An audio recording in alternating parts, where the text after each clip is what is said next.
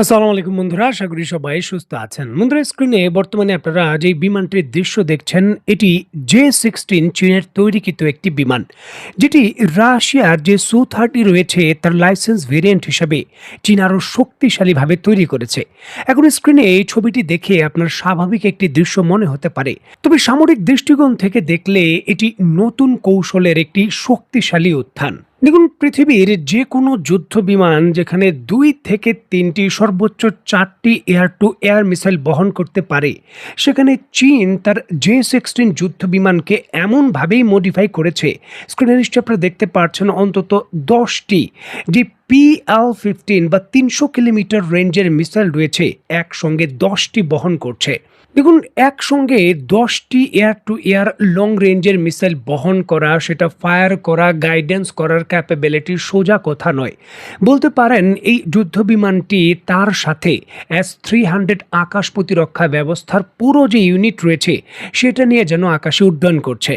দেখুন, একটি যুদ্ধ বিমান যখন তার সর্বোচ্চ সক্ষমতার বিভিন্ন অস্ত্র নিয়ে আকাশে উড্ডয়ন করে, সেটাকে বিস্ট মোড বা দানবীয় মোড বলা হয়। বর্তমানে চীন তার বোমারু বিমানগুলোকে শুধুমাত্র আকাশে প্রতিরক্ষার কাজে এয়ার টু এয়ার মিসাইল দিয়ে এমন ভিত্তিতে সুসজ্জিত করছে, যা পূর্বে কোনো দেশ কিন্তু বাস্তবায়নের যেই দুঃসাহসিক সিদ্ধান্ত সেটা কখনোই নেয়নি। একটি যুদ্ধ বিমান যখন শত্রু দেশের ভূখণ্ডে আক্রমণ করার জন্য ধাবিত হয়, তখন তাকে প্রতিহত করার জন্য নিজের যুদ্ধ বিমানের ২ থেকে ৩টি মিসাইলই এয়ার টু এয়ার থাকে, যেটা ফায়ার করতে হয়। আর এখানে সম্ভাবনা থাকে যে শত্রু বিমান হয়তো ২ থেকে ৩টি মিসাইলের হামলা থেকে বেঁচে যেতে পারে, কারণ তারা যে ফ্লেয়ার রয়েছে সেগুলো ব্যবহার করলে টার্গেট মিস হয়ে যেতে পারে।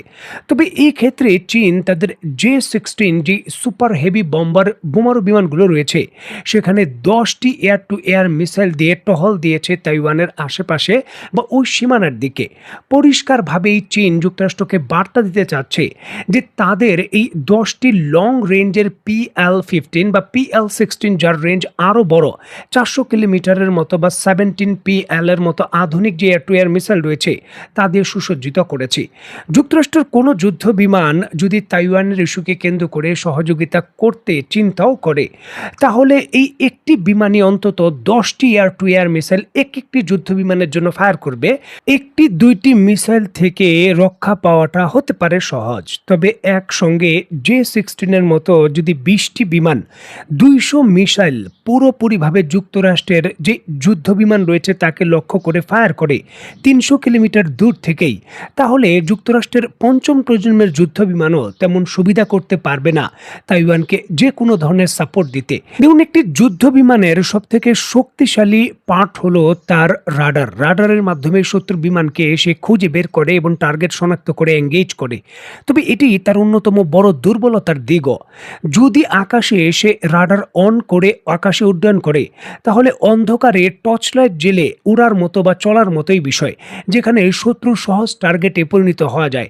যুদ্ধ বিমান যদি যে কোনো যুদ্ধ বিমানকে রাডার দিয়ে ১০০ কিলোমিটার দূর থেকে খুঁজে পায়, তাহলে রাডারের তরঙ্গ যে পরিমাণ যায়, শত্রুপক্ষের যে আর্লি ওয়ার্নিং যে বিমান থাকে তা ৩০০ কিলোমিটার দূর থেকেও শনাক্ত করতে পারবে, কারণ সেগুলো রাডারের তরঙ্গকে শুষে নেয়। আর এই ক্ষেত্রে চীন তাদের J-16 বিমানগুলোকে রাডার অফ করেই টার্গেটকে শনাক্ত করা এবং মিসাইল দিয়ে এঙ্গেজ করার ক্যাপাবিলিটিতে তৈরি করেছে ডাটা লিঙ্কের মাধ্যমে।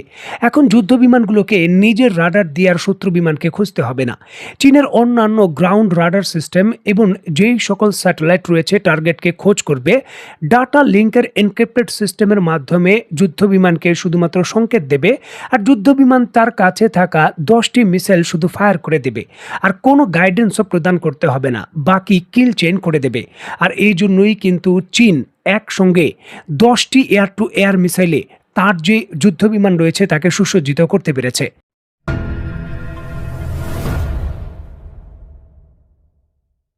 দেখুন, যুক্তরাষ্ট্র যখন যুদ্ধবিমান তৈরি করত বা যুদ্ধবিমানের কৌশল নির্ধারণ করত, তাদের কৌশল ছিল লুকোচুরি, শত্রুর রাডারকে ফাঁকি দিয়ে বা শত্রুর অজান্তে হামলা করার বিষয়। তবে এর পুরোপুরি উল্টো জায়গায় অবস্থান করছে চীন তার যুদ্ধবিমানকে আধুনিক বিশাল অস্ত্রে বুস্ট মোডে সুসজ্জিত করছে, যেখানে রাডারের সংস্পর্শে আসার বিষয়টা পুরোপুরিভাবেই কিন্তু চীন ভিন্নভাবে তারা মেনটেন করেছে। চীন এখন যুদ্ধ যুদ্ধ বিমানগুলোকে নিজের উপর ভরসা রেখে পরিচালনা করছে না। চীন সরাসরি সেগুলোকে গ্রাউন্ড সাপোর্টের অংশ হিসাবে এই যে যুদ্ধ বিমানগুলো রয়েছে সেগুলোকে একটি ডেলিভারি ম্যান হিসাবে তারা ব্যবহার করছে। যুদ্ধ বিমানগুলোর কাজ এখন আগের মতো একসঙ্গে একা জটিল বেশি কিছু করতে হয় না। চীন গ্রাউন্ড সাপোর্ট হিসাবে লং রেঞ্জের রাডার, সিনথেটিক অ্যাপেচার যুক্ত যে স্যাটেলাইট এবং তাদের যে AW সিস্টেম বিমান রয়েছে তার মাধ্যমে সকল টার্গেটকে খোঁজা, গাইডেন্স করার কাজ শেষ করে ফেলে। শুধু ডেলিভারি হিসেবে যুদ্ধ বিমানগুলো মিসাইল দেয়, আবার মিসাইলের অগ্রভাগেও এশা রাডার যুক্ত রয়েছে, যেখানে মিসাইল নিজেও কিন্তু গাইডেন্স সিস্টেম ছাড়া টার্গেটকে শনাক্ত করতে পারে। আর এই জন্যই চীনের যে কোনো স্তরের যুদ্ধ বিমান যদি চীনের কিল চেইনের সঙ্গে যুক্ত থাকে, যেটি পুরো পৃথিবীব্যাপী বিস্তৃত, তাহলে সেই বিমানও বড় কোনো সফলতা দেখাতে পারে, যেটি পাকিস্তানের ভেতর J-10 সরাসরি রাফায়েলের বিরুদ্ধে দেখিয়েছিল। এখন বাংলাদেশ পাকিস্তান থেকে JF-17 থান্ডার ব্লক 3 ক্রয়ের চূড়ান্ত প্রক্রিয়া সম্পূর্ণ করেছে। যেমনটা শোনা যাচ্ছে, রিসেন্টলি এই যুদ্ধ বিমানটির যে সিমুলেটর রয়েছে সেটি বাংলাদেশে হস্তান্তর করা হয়েছে এমনটা শোনা যায়।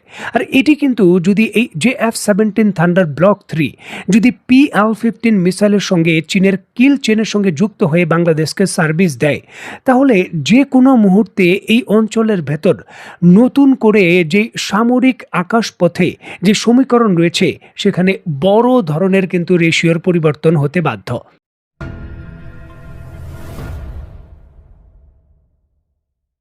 দেখুন, একটা সময় চীনের প্রযুক্তিগত সক্ষমতা এবং চীনা অস্ত্রগুলোকে অনেকটা হালকাভাবে দেখা হতো, তবে বাস্তবতা হলো বর্তমান সময়ে যে কোনো ধরনের যুদ্ধক্ষেত্রের সমীকরণ চীনা অস্ত্র এবং চীনা প্রযুক্তিগুলো পাল্টে দিচ্ছে। সেটা যেমন পাকিস্তান ভারতের যুদ্ধের ক্ষেত্রেও দেখা যাচ্ছে, আবার দেখা যাচ্ছে খুব ভালো করে মধ্যপ্রাচ্যের বর্তমান যে সামরিক জটিলতা তৈরি হয়েছে সেখানেও ইরান কিন্তু বহু সামরিক সহযোগিতা পেয়ে যুক্তরাষ্ট্রের বিরুদ্ধে শক্ত প্রতিরোধ গড়ে তুলতে পারছে, এমনটা খোদ দাবি করেছে যুক্তরাষ্ট্র। আর ঠিক এমতো অবস্থায় এই পাকিস্তানের সরাসরি সামরিক শক্তি উত্থানেও এই চীনের বড় ধরনের সহযোগিতার বিষয়টিও পরিলক্ষিত হচ্ছে। দেখুন, পাকিস্তান রিসেন্টলি তাদের সামস নামক একটি মিসাইল পরীক্ষা করেছে, যে মিসাইলটির রেঞ্জ হলো 500 কিলোমিটারের বেশি। দেখুন, ভারতীয় নেভির জন্য এই মিসাইল শক্তিশালী একটি জটিল ঝুঁকিপূর্ণ পরিস্থিতি তৈরি করতে পারবে, এমনটা সামরিক বিশেষজ্ঞরা বলছেন। পাকিস্তানের নতুন পরীক্ষা করা এই সামস এন্টিশিপ মিসাইলগুলোর রেঞ্জ 500 কিলোমিটার হলেও এর গতি কিন্তু পূর্ব থেকে বেশি। পূর্বের মিসাইলগুলোর গতি সাবসনিক থাকলেও এখনকার মিসাইলের গতি সুপারসনিক বা মাক 2.5, যেটি অনেকটাই নিচু দিয়ে উড়ে গিয়ে বড় টার্গেটে আঘাত এনে সেই জাহাজ বা বিমানবাহী রণতরীকে ডুবিয়ে দিতে পারে, যেটি ভারত মহাসাগরে ভারতের নৌবাহিনীর জন্য নতুন চ্যালেঞ্জ তৈরি করতে যাচ্ছে। আর বলা হচ্ছে এই মিসাইলটির প্রযুক্তি সরাসরি চীনের সহযোগিতা পাওয়ার কারণেই পাকিস্তান তৈরি করতে পেরেছে। সুতরাং চীনের সহযোগিতা বা চীনের সঙ্গে কোনো অর্থনৈতিক বা অস্ত্র বাণিজ্য করা দীর্ঘমেয়াদে যে লেটেস্ট প্রযুক্তি রয়েছে তা পাওয়ার জন্য বা পাওয়ার সুযোগ হিসাবে বাংলাদেশের মতো অন্যান্য যেই ছোট ছোট দেশ রয়েছে, উন্নয়নশীল দেশ, তাদের জন্য একমাত্র হয়তো সুযোগ হিসাবেই বিবেচিত। দেখার বিষয় এই সকল কিছু বিবেচনায় রেখে এই দেশগুলো, বিশেষ করে বাংলাদেশ বা এই সকল দেশগুলো এই বিষয়গুলো কি করে বাস্তবায়ন করে।